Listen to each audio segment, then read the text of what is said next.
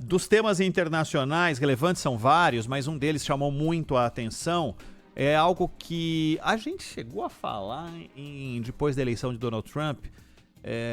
Fala assim, pô, mas será que não tem um caminho? Porque deveria ter algum maluco pensando em como faremos para Trump ter um terceiro mandato. Não, mas aí ele mesmo resolveu falar sobre o assunto, algo que a Constituição americana não permite, mas ele diz que pensa seriamente, diz que não está brincando sobre um terceiro mandato não, viu, Zaidan?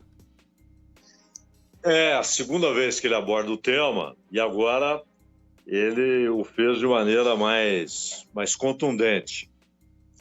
É bom lembrar que há uma emenda, a 22ª emenda à Constituição dos Estados Unidos, ela estabeleceu o limite de 2 mandatos.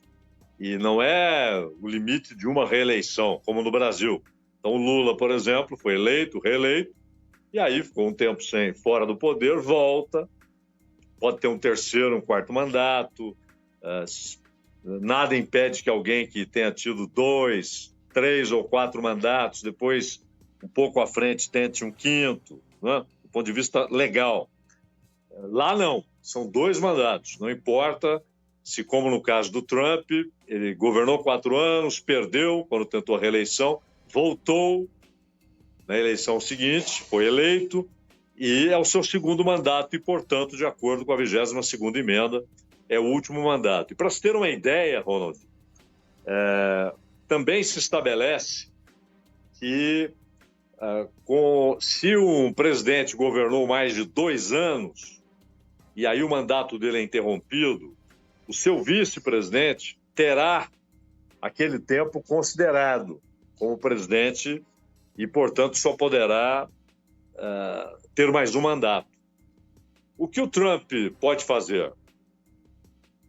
Fazer uma nova emenda, derrubar a 22ª emenda com uma outra emenda. Dificilmente ele vai conseguir votos para isso. Ele precisaria de uma adesão formidável e inesperada do Partido Democrata e de todos os votos do Partido Republicano. Eu acho que ele não terá nenhuma coisa nem outra. Outra possibilidade, que nunca aconteceu na história dos Estados Unidos, que é uma espécie de convocação dos estados para alteração constitucional. É uma convenção e, nesse caso, ele precisaria de 2/3 dos 50 estados para convocar uma convenção constitucional e depois precisaria de 3/4 dos votos de todos os estados para ratificar uma mudança na Constituição. Também é um caminho muito difícil, considerando que há vários estados sob comando dos democratas e há estados republicanos em que provavelmente o governador e a Assembleia Local se oporiam à mudança. Então, o que resta? Ele ser candidato a vice, por exemplo, do Vance. E aí o Trump, ele até ao abordar essa possibilidade, falou ele renunciaria imediatamente após a posse. Ele não daria 2 dias para o Vance. E aí ele, como vice, assumiria. Mas também isso suscita dúvidas quanto à 22ª emenda. Se não caracterizaria, mesmo assim, um terceiro mandato, o que está impedido por essa emenda. É bom lembrar que, antes disso, essa emenda é do início dos anos 50, 52. Antes disso, você não tinha nenhum limite, mas havia uma espécie de acordo que foi até o Franklin Delano Roosevelt.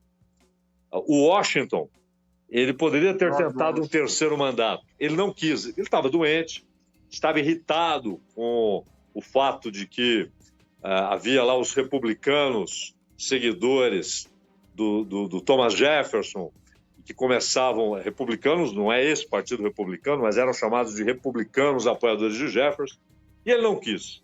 E o próprio Thomas Jefferson, que é o terceiro presidente, o John Adams não consegue o segundo mandato, o Thomas Jefferson também não quis um terceiro. E aí virou uma espécie de norma não escrita, até que o Franklin Delano Roosevelt ficou 4 mandatos.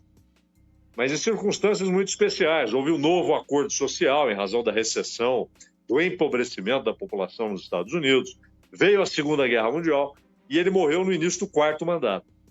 E aí, então, resolveram colocar uma proibição, uma emenda, só 2 mandatos são possíveis, independentemente de serem um atrás do outro, um depois do outro ou não, mesmo que haja uma interrupção entre um mandato e outro. Então, que o Trump quer, ele quer, mas as barreiras são imensas, Ronald.